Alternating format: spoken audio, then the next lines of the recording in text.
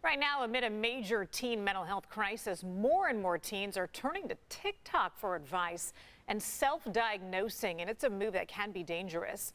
Local professor has made it her mission to battle misinformation on the social media platform, debunking one faulty mental health video at a time.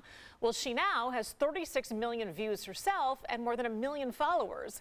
Dr. Kanevsky is a professor of psychology at San Diego Mesa College. She's joining us right here on the floor. First of all, thank you so much for joining us, Dr. Kanevsky. We appreciate your time. Of course. Well, let's just jump right into this. First of all, I was looking at some statistics. The majority of TikTok users are women between the ages of 18 and 24. What made you decide to step into this space? My child, I have a daughter who was on TikTok, and I was seeing her do her stuff, and then she wanted some educational background behind some of the things that she was saying, and that's how I got in. So you stepped into this space. Within a couple of years, you have more than 1 million people following you. And one of your main missions is to take a look at what people are posting when it comes to the world of mental health and either give your stamp of approval or say this is absolutely not correct. Yes, and it's really, social media is where teens turn into because it's kind of hard to get mental health help. As you know, it's difficult to go through the process, it's difficult to get approvals, and so they find somebody who has similar issues, but they often don't find the difference between their issue and somebody else's.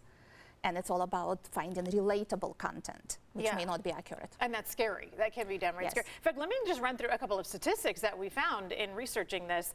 The hashtag mental health has been searched 67 billion times on TikTok. What does that tell you?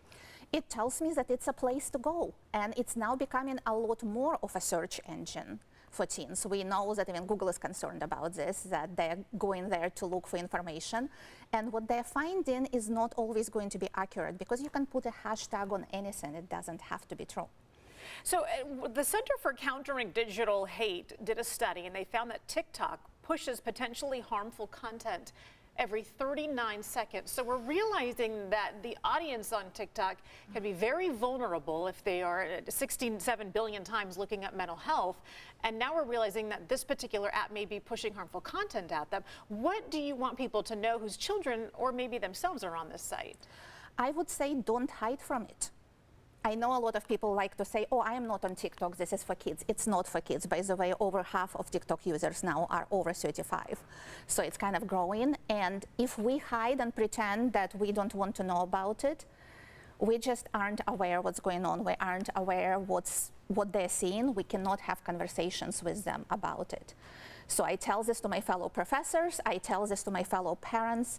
We need to know what information is out there, and we need to teach them media literacy. We need to teach them how to check, how to verify, what are the trusted sources. How do you do that? How do you suggest people do that? So I actually have playlists on my TikTok that show people how to do what I do, how to fact check information, what sources are trustworthy. That just looking at the first few things you find on Google is not a good idea. That blogs or BuzzFeed are not necessarily the best sources of information because a lot of times that's what gets repeated on TikTok. And just because you can relate to something doesn't mean that that defines what your problem is. Right. And one of the things that, sadly, another thing that people are widely looking at on TikTok is suicidal ideation. If you're a parent and you happen to come across that your kid has searched that, what do you do? So TikTok doesn't actually let people use certain words. It shuts down those videos. That's their solution. So you cannot actually talk about murder, suicide, death, kill. People come up with all kinds of workarounds for that and still talk about it. It still happens. And so you need to talk to kids about the fact that that's out there and it's going to be discussed, and you're going to maybe sometimes unexpectedly stumble into it.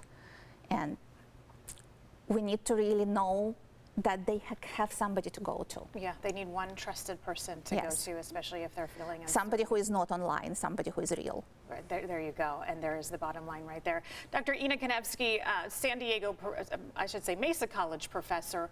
You're still teaching classes now? Oh, yes. Okay, well, we'll have to come check you out. I know that 1 million followers on TikTok. I teach 4 classes online. People can sign up. All right, there you go. And then you can actually have a real person as your source for all of this. Thank you.